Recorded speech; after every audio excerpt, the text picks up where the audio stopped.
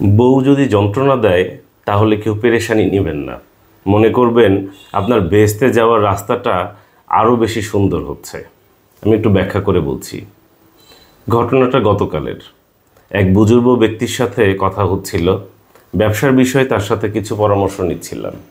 এমন সময়ে কিছু বকেয়া টাকার কথা তাকে বললাম যে আমি কয়েকজন কাস্টমারের কাছে টাকা পাই। তো এর মধ্য থেকে এক কাস্টমারের কাছে প্রায় 18,000 টাকার মতো পাই। বুজুর্গ ব্যক্তি শুনে আমাকে বললেন যে ভাই, আপনি যে অ্যামাউন্টটা পান এবং আপনার যে গল্প সম্পূর্ণটা শুনে মনে হচ্ছে আপনি নিশ্চিত অন্তত এই বিষয়টার জন্য হলেও বেহেশতে যাবেন, অথবা বেহেশতে যাওয়ার পথ আপনার জন্য সুগম হবে। আমি শুনে তো খুব খুশি হলাম। তো তখন তিনি আরও কিছু আমাকে টিপস দিলেন, বললেন যে ভাই দেখেন, মাঝে মধ্যে কিন্তু আল্লাহ পাক তার প্রিয় বান্দাদেরকে বিভিন্ন সময় জ্বর, অসুখ বিসুখ এবং বিভিন্ন বিপদ আপদ দিয়ে পরীক্ষা করে দেখেন, যাতে করে আল্লাহ তাআলাকে ভুলে না যায়। এই কারণে তিনি কিছু পরীক্ষা করেন এবং কষ্ট দিয়ে যাতে তার পরকালের কষ্ট আযাব না হয়, এই কারণে গুনাহগুলো মাফ করতে চান।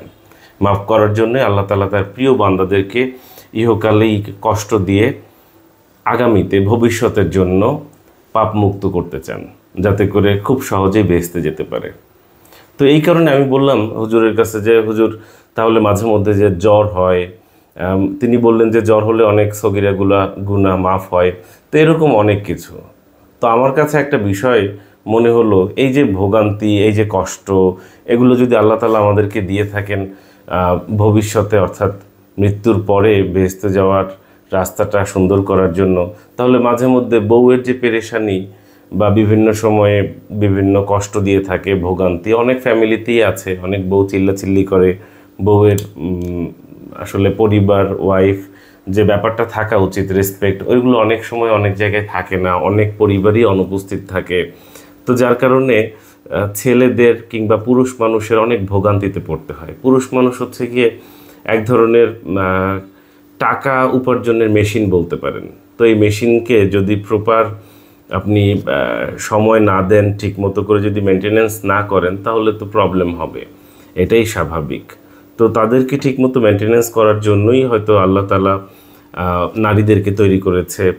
তো ঠিক এভাবে করেই আল্লাহ একটি কম্বিনেশন তৈরি করে দিয়েছেন। কিন্তু মাঝে মধ্যে যখন এই নারীরাই ঠিক হিতে বিপরীত ঘটায়, তখন আমার কাছে মনে হয় হয়তো আল্লাহ তাআলা এভাবে করেও পুরুষদেরকে কিছুটা কষ্ট দিচ্ছে, যাতে করে তার পিছনের যে ভুল ত্রুটি আছে সেই ভুলগুলো কাটিয়ে উঠে, অর্থাৎ সগীরা গুনাহগুলো মাফ করতে পারে এবং বেহেশতে যেতে পারে খুব তাড়াতাড়ি।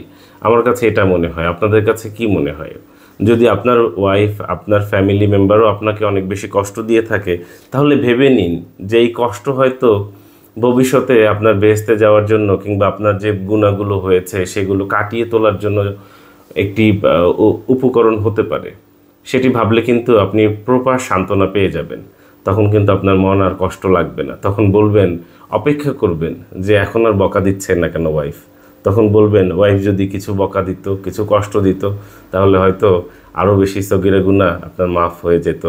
হয়তো আপনি মৃত্যুর পরে পুরো পাপ মুক্ত হয়ে যেতেন।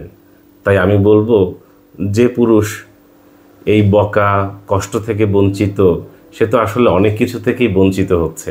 কারণ তার মৃত্যুর পরে যে সগীরা গুনাহ রয়েছে সেগুলোর হিসাব দিতে হবে। আর যে পুরুষ এইখানেই কষ্ট পেয়ে যাচ্ছে, সগীরা গুনাহ সব কাটিয়ে যেতে পারছে, তার জন্য হয়তো সামনে ভবিষ্যতে আরও ভালো কিছু অপেক্ষা করছে। আপনাদের মতামত কি জানাতে পারেন, আমাদের সাথে যোগাযোগ করতে পারেন 01940707070 এই নম্বরে।